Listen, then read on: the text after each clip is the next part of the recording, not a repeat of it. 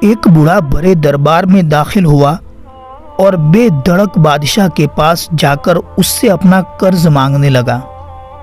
تمام درباری بوڑھے کی ہمت دیکھ کر حیران رہ گئے اور سوچنے لگے کہ آج تو بوڑھے کی جان بخشی نہیں جائے گی، مگر بادشاہ کے ماتھے پر ذرا بھی شکن نہ آئی اور بولا، کہو بابا کیا بات ہے؟ بوڑھے نے کہا، بادشاہ سلامت، میں آپ سے اپنا قرض وصول کرنے آیا ہوں۔ بادشاہ نے پوچھا، ہم کس طرح آپ کے مقروض ہیں؟ بوڑھے نے جواب دیا، جہاں پناہ، اگر آپ کو یاد نہیں تو کچھ کہنا بیکار ہے۔ یہ کہہ کر بوڑھا جانے لگا، مگر بادشاہ فوراً بول اٹھا، نہیں بابا، آپ اپنا قرض وصول کر کے ہی جائیے گا۔ بوڑھا رک گیا۔ بوڑھے نے بولنا شروع کیا، حضور، سورنگا پٹنم کی پہاڑیوں کے قریب جنگل میں میری جھونپڑی ہے۔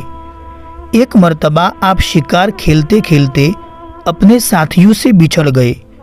ان کو تلاش کرتے کرتے آپ میری جھونپڑی کے پاس پہنچ گئے۔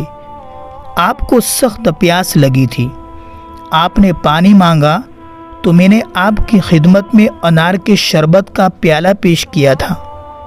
آپ نے پیاس بجھانے کے بعد کہا تھا، ہم تم سے بہت خوش ہیں، تم کبھی ہماری خدمت میں حاضر ہو کر اپنا انعام لے جانا۔ تمہارا انعام ہم پر قرض ہے۔ آج برسوں بعد میں وہی انعام وصول کرنے آیا ہوں۔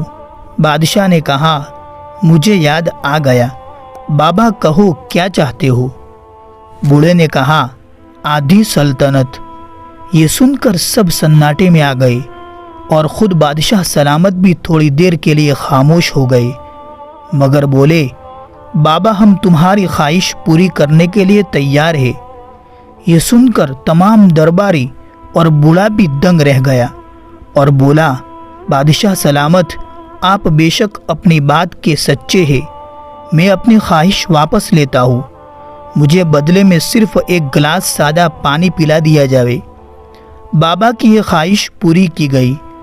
پھر بادشاہ نے حکم دیا کہ اس کی جھونپڑی کے آس پاس کی زمین میں انار کے درخت لگا دیے جاوے۔ دوستو، جانتے ہو یہ بادشاہ کون تھے؟ یہ تھے سلطان ٹیپو شہید رحمت اللہ علیہ۔ اگر تم بھی کسی سے وعدہ کرو تو اسے ضرور پورا کرو، اور اگر تم پر کوئی احسان کرے تو اس کا اچھا بدلہ دو۔